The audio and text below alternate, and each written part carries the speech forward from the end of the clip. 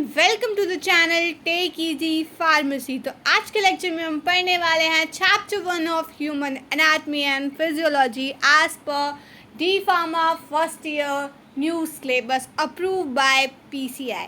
ठीक है, तो चैप्टर का नेम भी यही है, ह्यूमन एनाटमी एंड फिजियोलॉजी। ठीक है, तो हम स्टार्ट करते हैं अपना लेक्चर। तो चैप्टर क्या है? चैप्टर 1, चैप्टर का नेम है ह्यूमन एनाटमी एंड फिजियोलॉजी। तो इंट्रोडक्शन क्या है? The systemic study of human body perform under 2 discipline, that is anatomy structure and physiology function.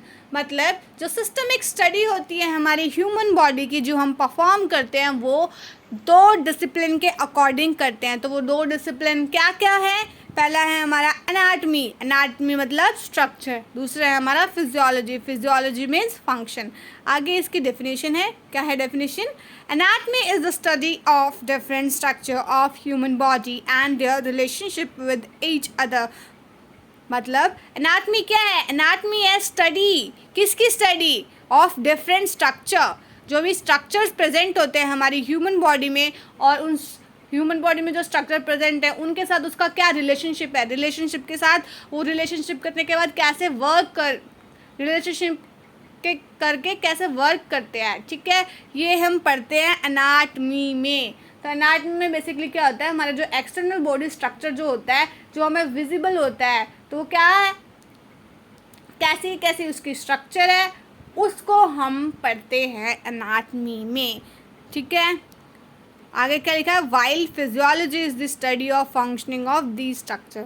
और फिजियोलॉजी क्या होता है? जो हमारे इंटरनल बॉडी स्ट्रक्चर है वो कैसे काम करते हैं, उनकी फंक्शनिंग कैसे कैसे होती है। ठीक है, वो पूरा मैकेनिज्म हम किस में पढ़ते हैं? फिजियोलॉजी में। आगे हम पढ़ लेते हैं स्कोप क्या है, मतलब हम इसे पढ़ क्यों रहे हैं, किस लिए पढ़ रहे हैं, इसका स्कोप क्या है, हमें इसको जानने की ज़रूरत क्यों है। तो इसके कुछ पॉइंट्स हैं, तो वो हम देख लेते हैं। The anatomy and physiology together forms the foundation of medical science। मतलब जो एनाटमी और फिजियोलॉजी है वो दोनों मिलके क्या बनाती है? फाउंडेशन बनाती है मेडिकल साइंस की। तो फाउंडेशन क्या होती है? नींव बनाती है मेडिकल साइंस की।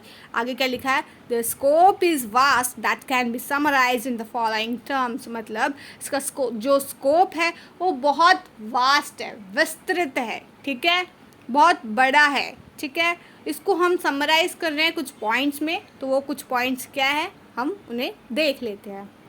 तो सबसे पहला पॉइंट हमने जो लिखा है, study of human anatomy provides an essential base for understanding of physiology and pathophysiology. मतलब जो हमारी स्टडी है हमारी ह्यूमन एनाटमी की, वो हमें प्रोवाइड करती है एक एसेंशियल बेस, किसके लिए? ताकि हम अंडरस्टैंड कर सके फिजियोलॉजी हमने अभी पढ़ा है। फिजियोलॉजी क्या होती है? इंटरनल बॉडी स्ट्रक्चर की जो भी हमारी फंक्शनिंग होती है ह्यूमन बॉडी में, उनको हम किस में पढ़ते हैं? फिजियोलॉजी में। और पैथोफिजियोलॉजी क्या होता है? पैथोफिजियोलॉजी में जैसे कि हमें कोई डिसीज़ हो गई, कोई इंजरी हो गई, हम उसमें कैसे रिएक्ट कर रहे हैं, उन्हें उन सिम्टम्स को देखते हुए उन्हें कैसे ट्रीट करना है, उसकी स्टडी को हम पढ़ते हैं पैथोफिजियोलॉजी में। आगे क्या लिखा है? Helpful in study of human evolution and development. मतलब ये हेल्प करता है हमें स्टडी करने में कि ह्यूमंस कैसे इवॉल्व हुए और उनका डेवलपमेंट कैसे हुआ।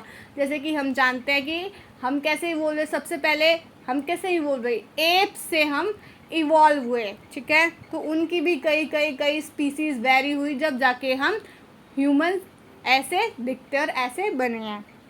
जैसे कि पहले थे एप्स, फिर ड्रायोपिथेकस, फिर रामापिथेकस, होमो इरेक्टस, होमो हेबिलस, फिर जब जाके बहुत सारे वेरिएशन के बाद, इवोल्यूशन के बाद हम जाके ह्यूमंस बने हैं। ठीक है, ये क्या है? डेवलपमेंट हुआ है, इवोल्यूशन के साथ साथ डेवलपमेंट हुआ है। तो इसकी स्टडी में भी हेल्प करता है। आगे क्या लिखा है? Enquiring into the fascinating complexity of the structure and function of the human body. ये हमें इंक्वायर करने में, जानने में हेल्प करता है कि हमारी बॉडी क्या है, बहुत कॉम्प्लेक्स स्ट्रक्चर है, उसकी फंक्शनिंग भी बहुत कॉम्प्लेक्स है, तो हमें और उसके बारे में जानने में हेल्प करता है। To determine the techniques of surgery, जो भी नई नई टेक्निक्स आ रही है उनको डिटरमाइन करने में भी हेल्प करता है। जैसे कि अभी कैंसर के लिए न्यू टेक्निक आई है माइक्रो रोबोटिक्स, उनको भी जैसे नई नई टेक्निक को सर्च करने में, डिटरमाइन करने में हमें हेल्प करता है। आगे क्या है, as a foundation for advance scientific study, ये एक फाउंडेशन की तरह एक्ट करता है। जो भी आजकल लेटेस्ट एडवांस साइंटिफिक स्टडीज़ हो रही है मार्केट में, नए नए इक्विपमेंट्स आ रहे हैं, नए नए मशीनरीज आ रही है, मेडिकल साइंस में डेवलपमेंट हो रही है, तो वो किसके थ्रू हो रही है, साइंटिफिक स्टडी के थ्रू हो रही है। तो इसमें भी ये हेल्प करता है। आगे चलते हैं, क्या definition of various terms use in anatomy, तो ये कुछ टर्म्स है जो बेसिक टर्म्स यूज होगी आगे आने वाले चैप्टर्स में, तो अब हम इन्हें पढ़ लेते हैं ताकि हमें आगे दिक्कत ना हो। तो फर्स्ट क्या है हमारा, सुपीरियर अपर कैरिनियल एंड, तो ये क्या होता है, superior upper cranial end, definition देख लेते हैं। The end of the head lies in the upper most position, therefore it is known as the superior end. मतलब सिंपल वर्ड्स में हम कहें सुपीरियर या फिर कैरिनियल एंड क्या होता है, तो ये होता है कि जो हमारा हेड है वो सबसे ऊपर लाए करता है हमारी बॉडी में, तो ये क्या हो गया, हमारी बॉडी के लिए सुपीरियर होगा। जो सबसे ऊपर होगा वो क्या होगा, सुपीरियर, जो नीचे होगा वो ऑब्वियसली क्या होगा, इन्फीरियर। तो सबसे नीचे क्या है, हमारे फुट, ठीक है, तो वो क्या हो गए हमारी बॉडी के लिए इन्फीरियर हो गए, ठीक है। तो नेक्स्ट डेफिनेशन यही है हमारी, inferior. This part starts from the extremity of the main body or the trunk along the legs in the downward direction or ground. मतलब ये पार्ट स्टार्ट होता है हमारा एक्सट्रीमिटी और मेन बॉडी जो हमारी ट्रंक के साथ साथ, और ख़त्म कहाँ हो जाती है, लेग्स पे जाके, जो कहाँ होता है, डाउनवर्ड डायरेक्शन में और ग्राउंड पे होते हैं, ठीक है। आगे हमने क्या लिखा है डेफिनेशन, एंटीरियर और वेंट्रल एंड, एंटीरियर को ही हम वेंट्रल एंड कहते हैं। तो ये क्या होता है, this and include the body part present in the front side like abdomen, chest etcetera. मतलब ये क्या होता है, जो भी हमारी फ्रंट साइड में बॉडी में जितने भी ऑर्गन्स प्रेजेंट होते हैं उनको हम कहते हैं एंटीरियर या फिर वेंट्रल एंड, ठीक है। इसमें हमने एग्जाम्पल लिख रखा है जैसे कि एब्डोमेन हो गया, चेस्ट हो गया, एक्सेट्रा। तो इस डायग्राम में हम देख लेते हैं सुपीरियर का ये डायग्राम, ये एरो ऐसे बनी हुई है, ठीक है। इन्फीरियर की ये नीचे डायगोनल ये गया हुआ है, ठीक है। ये है सुपीरियर है, इन्फीरियर। और एंटीरियर के लिए ये देखो, ये आगे का स्ट्रक्चर, पोस्टीरियर मतलब पीछे, एंटीरियर मतलब आगे, तो ऐसे भी हम याद रख सकते हैं। ए मतलब एंटीरियर, एंटीरियर मतलब आगे वाला स्ट्रक्चर, पोस्टीरियर मतलब पीछे, तो मतलब पीछे वाला स्ट्रक्चर, ठीक है। ये भी ट्रिक टू रिमेंबर है, हमें ऐसे करके इसे याद कर सकते हैं इसकी डेफिनेशन को। तो पोस्टीरियर क्या है, पोस्टीरियर और dorsal and, this includes the body parts present on the back side, that is vertebral column and shoulder blades. मतलब पोस्टीरियर क्या है, जो हमारी बॉडी के पीछे बैक साइड प्रेजेंट होते हैं स्ट्रक्चर्स, उनको हम कहते हैं पोस्टीरियर और डोर्सल एंड। तो एग्जाम्पल क्या है, वर्टिब्रल कॉलम और हमारी शोल्डर ब्लेड्स। नेक्स्ट है हमारी प्रोन पोजीशन, तो ये क्या होते हैं, in this position the face focuses downward और टूवर्ड्स द ग्राउंड। इसमें क्या होता है, जो हमारी पोजीशन कैसी होती है, जो हमारा फेस होता है वो फोकस करता है डाउनवर्ड डायरेक्शन में, ठीक है, और टूवर्ड्स द ग्राउंड देखता है।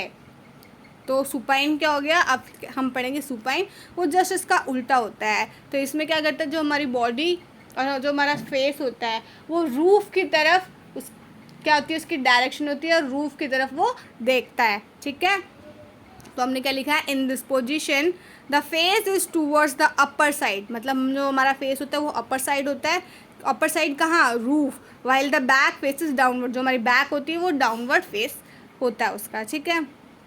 नेक्स्ट है हमारी मीडियल पोजीशन, तो हमारी मीडियल पोजीशन क्या होती है, it is an imaginary line passing through the longitudinal axis of the body dividing it into two equal halves, the middle starting from front to back। मतलब जो medial position क्या है कि इमेजिनरी लाइन है जो कि हमारी बॉडी को जस्ट सेंटर में से टू इक्वल पार्ट्स में से डिवाइड कर देती है, जैसे कि इस इमेज में है, ये हमारी बॉडी है, इसको यहाँ से, एक मिनट, ऐसे जस्ट इसको डिवाइड करती है, ये बिल्कुल ऐसे सेंटर में से ऐसे इधर और इधर, ये 2 इक्वल हाफ में ये डिवाइड हो जाती है। ठीक है, यहाँ पे ये लिखा है मीडियल, ऐसे इस बॉडी को ये 2 इक्वल हाफ्स में डिवाइड कर देते हैं। फिर क्या लेटरल पोजीशन, लेटरल पोजीशन में क्या है, it is the anatomical position of the body in which it divided into 2 fragments through the midline of the body structure remains away।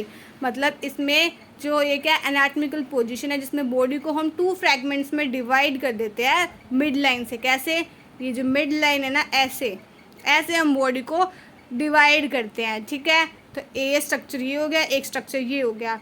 तो इस पोजीशन में जब हम डिवाइड करेंगे तो क्या कहेंगे, लेटरल।